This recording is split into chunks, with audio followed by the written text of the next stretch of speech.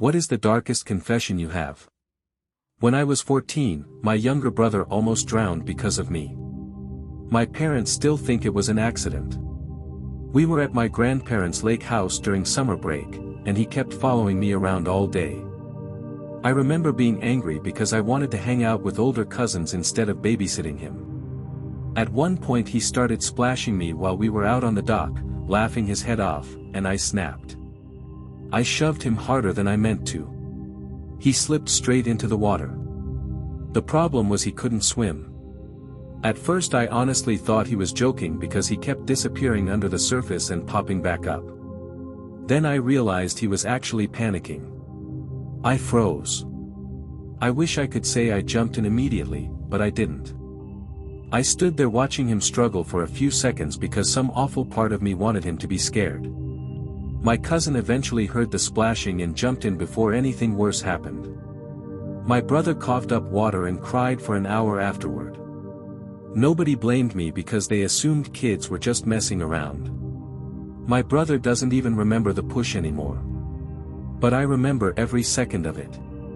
He's an adult now with a wife and a daughter, and every time I see him playing with his kid I get sick thinking about how close I came to taking all of that away over a childish moment of anger. Back in college, my roommate disappeared for 3 days after a party. Everyone thought he had wandered off drunk or hooked up with someone. Posters went up around campus and people were freaking out. The darkest part is that I knew exactly where he probably was, and I stayed quiet because I was terrified. The night of the party, he got into a fight with a local guy outside the house. I was there when it happened. My roommate punched him first, but the other guy slammed his head against the curb. He stopped moving instantly. The guy panicked and kept saying he didn't mean it. He begged me not to call the cops because he was already on probation. Instead of doing the right thing, I helped him drag my roommate behind an abandoned building nearby because I was scared too. We left him there unconscious. By morning, the police had already started searching. They eventually found him alive but barely. He had permanent brain damage from being left outside overnight in freezing weather. To this day nobody knows I was involved. My roommate thinks some strangers attacked him. He still messages me on birthdays like we're old friends, and every single time I answer I feel like the worst person alive. I worked at a nursing home for about 2 years. One resident there was this old man who screamed constantly. He had dementia and accused everyone of stealing from him. Most of the staff hated being assigned to him because he'd spit at people and throw things. One night I completely lost my patience. He kept hitting the call button every few minutes even after I'd checked on him repeatedly. Around 3 a.m. I unplugged the button from the wall so he couldn't use it anymore. I remember sitting at the desk hearing him yelling faintly from down the hallway and just ignoring it because I wanted one quiet hour. Eventually the yelling stopped. I felt relieved. The next morning they found him on the floor beside his bed. He had tried getting up by himself to use the bathroom and fell sometime during the night. He broke his hip and developed complications afterward that he never recovered from. Nobody questioned me because the call system in that wing was old and constantly malfunctioned anyway. His family thanked me at the funeral for taking care of him.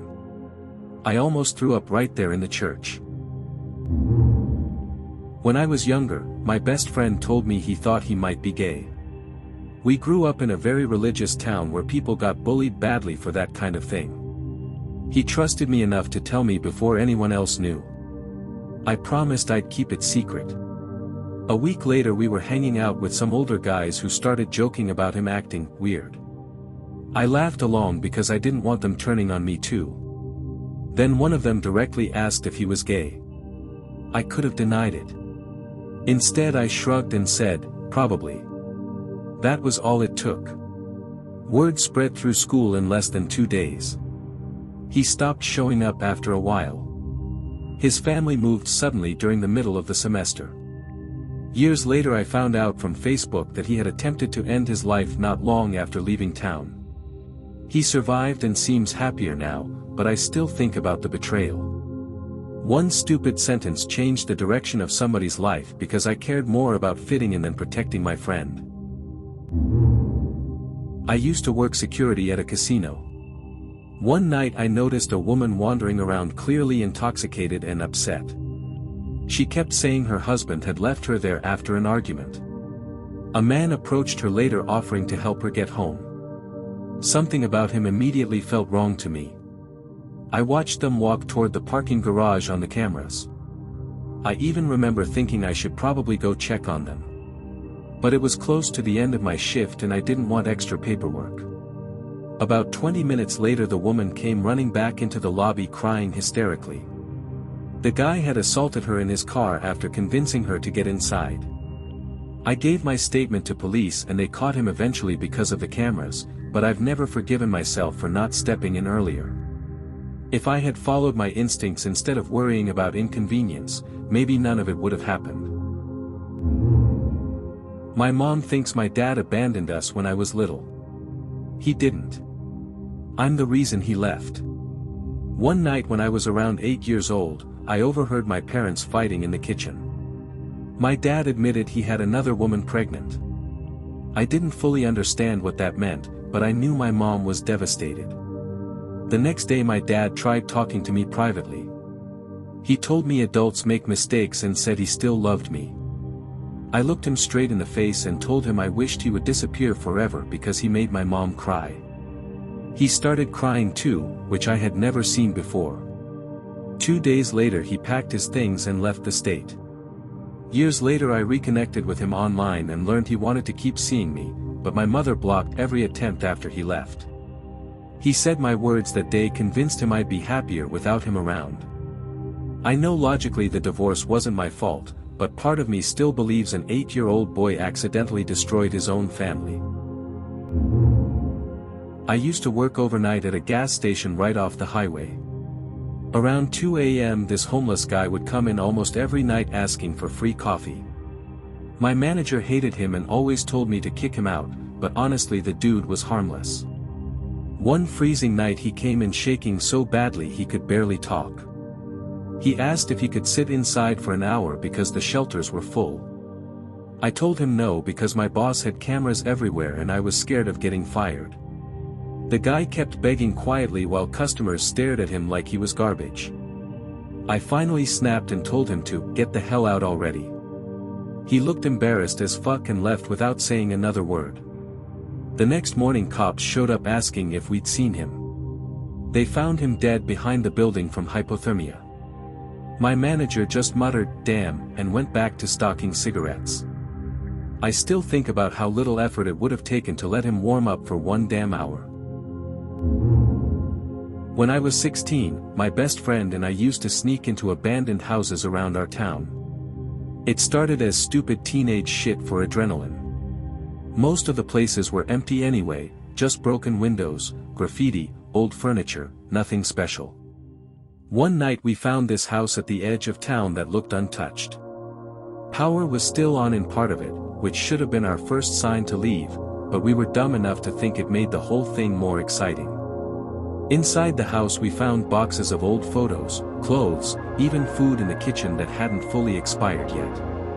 My friends started joking that maybe somebody still lived there. I remember laughing until we heard footsteps upstairs. Not creaking floors from an old house. Actual footsteps. Heavy ones. We both froze instantly. Then some older guy started yelling asking who the hell was inside his house. We bolted out the back door and jumped the fence into the alley. While we were running, my friend tripped badly and smashed his ankle against the curb. He kept yelling for me to help him, but I heard the guy behind us screaming and panicked. I left him there. Straight up abandoned him and kept running because I was terrified of getting caught. The homeowner caught him before police arrived. Apparently the guy beat the absolute shit out of my friend thinking he was there to rob him. Broken ribs, fractured jaw, concussion, the whole thing. When people asked why I disappeared during the chase, I lied and said we got separated in the dark. My friend never called me out for it either. He just stopped talking to me entirely after he recovered. Honestly, He should've.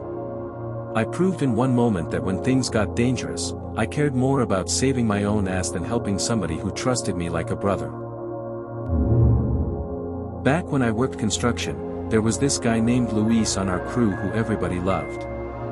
Hard worker, funny as hell, always bringing food for people during lunch breaks. The problem was that our boss clearly favored him, and after a while I started resenting the guy for no real reason other than jealousy. Every time he got praised, I felt invisible. One morning we were working several stories up on scaffolding during shitty weather. Before the shift started, I noticed one of the safety rails looked loose. Not broken exactly, but unstable enough that somebody should have fixed it before anyone used that section. I thought about reporting it, but part of me figured somebody else would notice eventually. Another part of me honestly didn't care because I was pissed off and wanted to finish the job faster instead of delaying everything. Luis ended up working that exact section later that afternoon. I still remember hearing the metal snap followed by people screaming. He fell 2 stories onto concrete below. Somehow he survived, but his leg got mangled so badly doctors couldn't save it. The site shut down immediately afterward while investigators came in. Everyone acted devastated, including me. I even visited him at the hospital pretending to support him while knowing I could have prevented the entire thing with one sentence. The darkest part is that Luis kept blaming himself. He said he should have checked the railing better before leaning against it. Meanwhile I sat there nodding like a coward while his wife cried beside the hospital bed. He lost his career because I decided staying quiet was easier than speaking up. I think about that every damn day. When I was younger, I used to run anonymous gossip accounts online. At first it was harmless school drama, screenshots of arguments, embarrassing photos from parties, stuff like that. People loved it because everybody secretly enjoys watching chaos as long as they're not the target. After a while the account got huge around our area, and I started posting meaner things because attention online is addictive as hell. One girl in particular became a constant target because people kept sending me rumors about her. Some were probably true, most definitely weren't. I posted everything anyway because it got reactions. People started calling her names in school hallways, throwing shit at her locker, commenting horrible things under her photos. Instead of feeling bad, I remember laughing with my friends about how sensitive she was acting. Eventually she stopped coming to school entirely. Rumors spread that she'd attempted suicide after months of harassment. The account got deleted not long after because parents and school officials were threatening legal action. Nobody ever found out it was me running it. Even my closest friends still think it belonged to some random kid from another town. Years later I randomly saw her working at a store near me. She looked nervous the entire time, barely making eye contact with anybody. I almost apologized right there, but what the hell would I even say? Sorry I helped emotionally destroy you for internet attention. People love pretending online bullying isn't real because nobody sees physical bruises afterward, but I know firsthand how badly it can fuck somebody up. My cousin and I were insanely close growing up. He was basically my brother. We did everything together, spent summers at each other's houses, covered for one another whenever we got in trouble. The problem was that as adults our lives went in completely different directions. He got successful early while I stayed broke and bitter about it. Eventually he offered me a job at his company because he knew I was struggling financially. Instead of being grateful, I became jealous all over again. Everybody there respected him. Meanwhile I felt like the charity case cousin who only got hired out of pity. After a while I started quietly stealing small amounts of money from inventory records because I convinced myself he wouldn't notice. Except he did notice. One night after work he confronted me privately in his office. He looked genuinely heartbroken more than angry. He kept asking why I didn't just come to him if I needed help. Instead of admitting anything, I completely lost my temper and accused him of treating me like garbage. We screamed at each other for almost an hour. A few days later he died in a car accident driving home during a storm. The last conversation we ever had was me calling him selfish and fake while he begged me to tell the truth. His family still has no idea why we suddenly stopped speaking right before he passed. At the funeral everyone kept talking about how much he loved me, and I honestly felt like I was going to throw up standing there beside the coffin. A few years ago, I worked at a nursing facility overnight. One resident there terrified me. He had severe dementia and would wander the halls whispering weird things at night. Most staff avoided him because he'd randomly become aggressive without warning. One evening during my shift, he grabbed my wrist hard enough to leave bruises while accusing me of being someone from his past. After that incident, I started resenting him badly. Every shift became exhausting because he constantly needed attention, constantly yelling, constantly wandering into other patients' rooms. One night I was completely burnt out and noticed he'd managed to leave his bed again. Instead of guiding him back safely, I locked the hallway door leading toward the nurse's station so he couldn't bother anyone for a while. About 30 minutes later another nurse found him collapsed near a staircase after he'd fallen trying to navigate alone in the dark. He survived initially but developed complications afterward and passed away a week later. The facility blamed understaffing and faulty monitoring systems.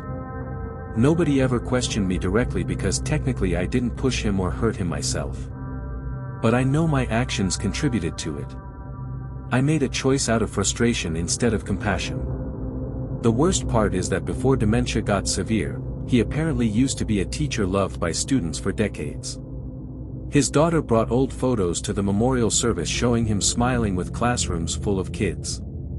Meanwhile all I could think about was how his final weeks were spent confused, scared, and treated like a burden by somebody who was supposed to care for him.